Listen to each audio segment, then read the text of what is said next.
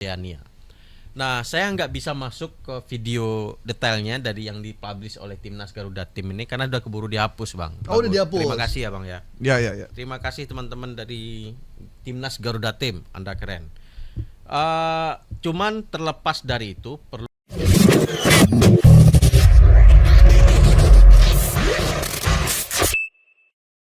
informasi olahraga nih.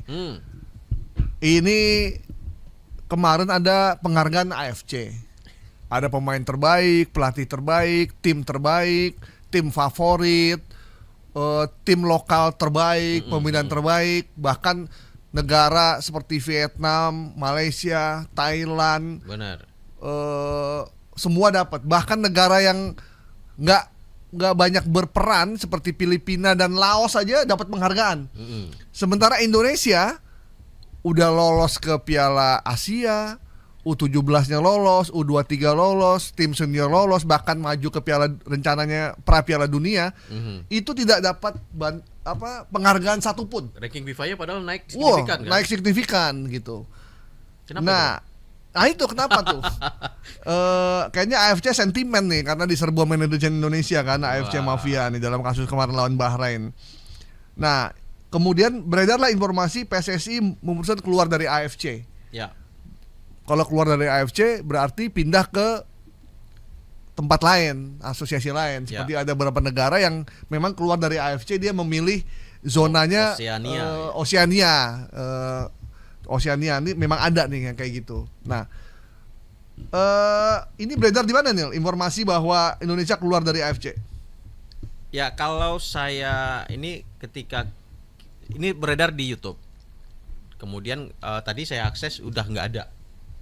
Mungkin di sini tapi benar ini akunnya yang beredar itu adalah Timnas Garuda Tim gitu ya. Dan dikasih narasi AFC langsung alami rugi besar dari segi hak siar gitu. Karena memang penonton Indonesia itu luar biasa ya. Dan narasinya adalah PSSI putuskan keluar dan pindah ke zona Oceania. Nah, saya nggak bisa masuk ke video detailnya dari yang dipublish oleh Timnas Garuda Tim ini karena udah keburu dihapus, Bang. Oh, udah dihapus. Terima kasih ya, Bang ya. Ya. Terima kasih teman-teman dari Timnas Garuda Tim, Anda keren.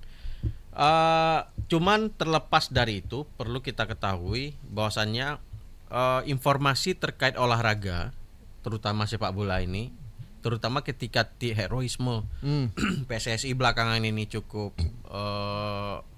cukup bagus di mata publik ya, ranking FIFA-nya naik terus gitu kan. Ini membuat banyak mata tertuju kepada timnas ini. Dan ketika apapun yang diposting di media sosial, di YouTube dan lain-lain, itu menarik orang untuk nonton. Nah, hati-hati karena ternyata dari beberapa debunk yang kita lakukan sebelum-sebelumnya, banyak sekali hoax terkait dengan timnas ini muncul. Dan ketika mendapatkan video terkait hal-hal yang kira-kira bombastis, sebaiknya cari di kantor media resmi, bukan di channel YouTube yang tidak memiliki channel ke medianya. Karena walaupun media tersebut ada kata newsnya, ada informasi menyebut dia adalah kantor berita, belum tentu dia terverifikasi oleh Dewan Pers gitu. Jadi itu, Bang. Jadi ini memang hoax dan beruntung sudah dihapus. Ya, jadi kalau Anda lihat ada informasi di YouTube atau di beberapa media sosial, Anda lihat akunnya itu menyambung ke media berita yang mainstream atau tidak. Jadi kalau medianya tiba-tiba nyebutin kabar ini, kabar itu, update, begitu Anda cek tidak ada medianya, nah itu wajib untuk tidak Anda percaya. Karena itu berdiri sendiri, dibangun berdasarkan apa yang ingin mereka bikin aja. Sementara kalau media massa itu bahkan untuk media sosialnya pun diambil dari berita yang udah muat di media masing-masing gitu. Jadi nggak bisa sembarangan kita ngambil gambar tanpa verifikasi terlebih dahulu. Gitu. Ya, jadi memang kita tidak bisa menghalangi orang untuk membuat konten, tapi sebagai penonton yang cerdas kita mesti cek konten ini benar atau tidak. Apalagi kalau Anda tidak tahu terus Anda sebarkan, itu makin panjang tuh masalahnya. Oke, PSSI memutuskan keluar dari AFC Itu hoax. Fakta atau hoax? Hoax. Hoax. Oke. Jadi jangan khawatir. Nggak ada informasi apapun. yang Ya, kita tidak cari ada itu. info soal bahwa Erick Thohir kecewa segala macam ya. Award ya tetap award ya. Tapi Indonesia tetap bersama AFC karena sudah selangkah lagi menuju Piala Dunia. Jangan lupa nanti 15 November ada dengar bareng ya. Di Trijaya Indonesia melawan Jepang. Kita dengar bareng ya. Ya, dengar bareng. Seru sekali ini nanti. Nah, terakhir ini soal boneka yang tiba-tiba viral. Saya juga nggak tahu, tiba-tiba adik saya bawa boneka kasih buat anak saya. Boneka apa saya juga nggak ngerti gitu. Ternyata ini namanya boneka Labubu. Wow. Saya pikir ini boneka apaan gitu. Dan ternyata rame, bahkan dia beli sampai 15 biji boneka ini. Banyak banget. Banyak itu buat yang dibagi, mahal atau yang murah? buat bagi-bagi yang mahal kayaknya, yang ada itunya kotaknya.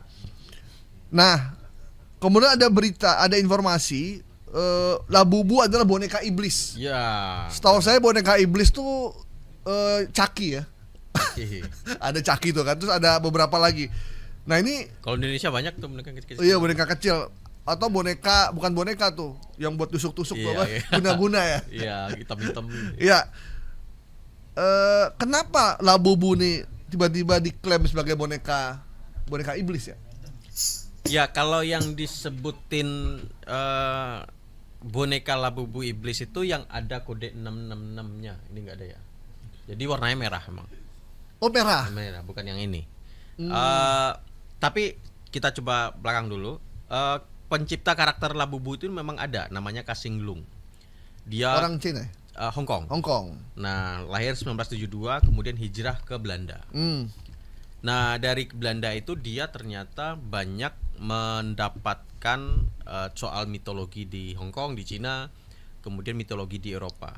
Jadi imajinasinya soal bentuk-bentuk sosok monster dalam mitologi itu terbentuk dari kecil di Hong Kong, kemudian di Belanda. Nah, ini kemudian digabung sama dia. Nah, terciptalah kemudian desain ini. Ini adalah desain yang dianggap sebagai sosok monster yang digambarkan oleh dia gitu ya. Nah, desain ini kemudian ada yang mesen namanya How to Work, pabrik mainan yang memproduksi Labubu. Jadi ada pabrik yang memesan, tolong saya dibikinin ini, tapi ada angka 66-nya. Oh, itu pabrik dari mana tuh? Di mana pabrik itu? Ini nggak dijelasin detail di dalamnya. Tapi ada sebuah majalah majalah menyebutkan diproduksi oleh Alien 666. Akunnya ada di IG juga ada. Tadi juga saya cek. Alien 666. 6 3 kali ya? 6-nya 3 kali. Di situ memang ada Labubu yang versi merah kayak apa namanya, setan merah gitu ya. Dan di situ menceritakan bahwasannya dia menerasikan dia adalah giginya gede, matanya kuning, badannya merah gitu ya. Wah, kayaknya di istana